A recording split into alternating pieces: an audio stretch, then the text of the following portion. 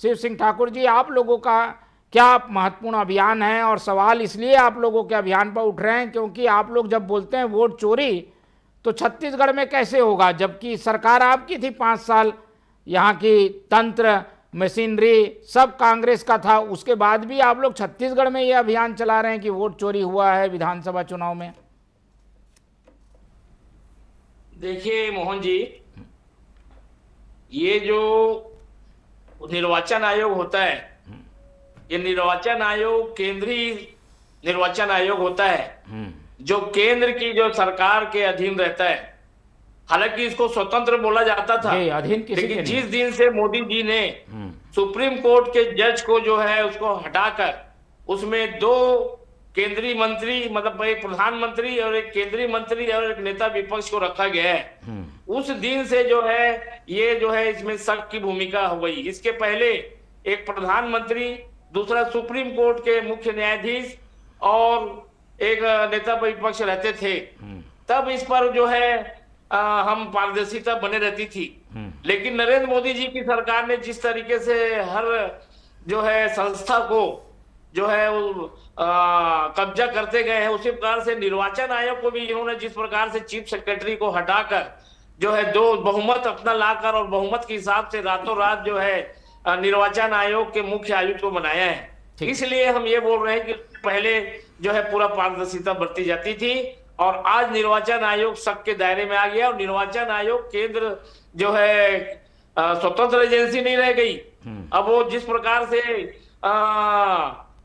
निर्वाचन उसका हो रहा है, इसलिए जो है हमारे ऊपर शक है। और उसके पहले जब हमने छत्तीसगढ़ में जो चुनाव हुआ उस वक्त भी हमने बोला था कि जिस प्रकार से जो है प्रोपगंडा करके किया गया, लेकिन वो चोरी पकड़ाई हमारी, इनकी जो चोरी है ये पकड़ाई महाराष्ट्र में।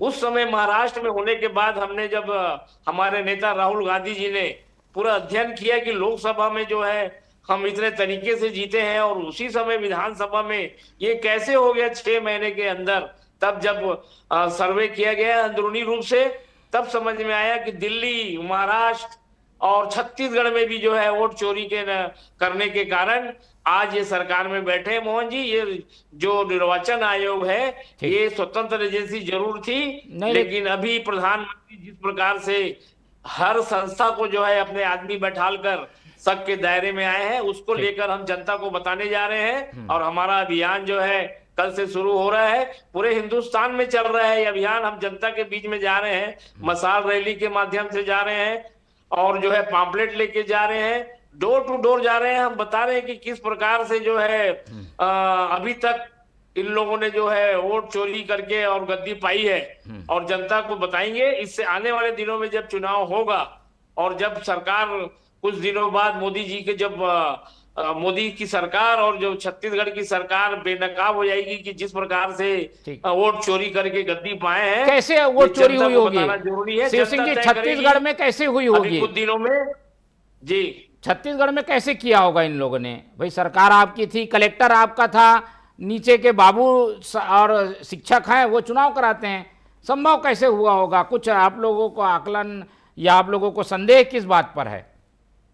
संदेह इस बात का, फिर से मैं बोल रहा हूँ कि जो निर्वाचन आयोग के चीफ आयुक्त हैं, ठीक है, वो जिस प्रकार से उनकी नियुक्ति हुई है और उनका आदेश माना जाता है। जब निर्वाचन चालू होता है 6 महीना पहले जो है कोड ऑफ कंडक्ट लागू हो जाता है, वो सिर्फ निर्वाचन आयोग के मुख्य आयुक्त का ही बात सुना जाता है, फिर किसी का नहीं सुना जाता।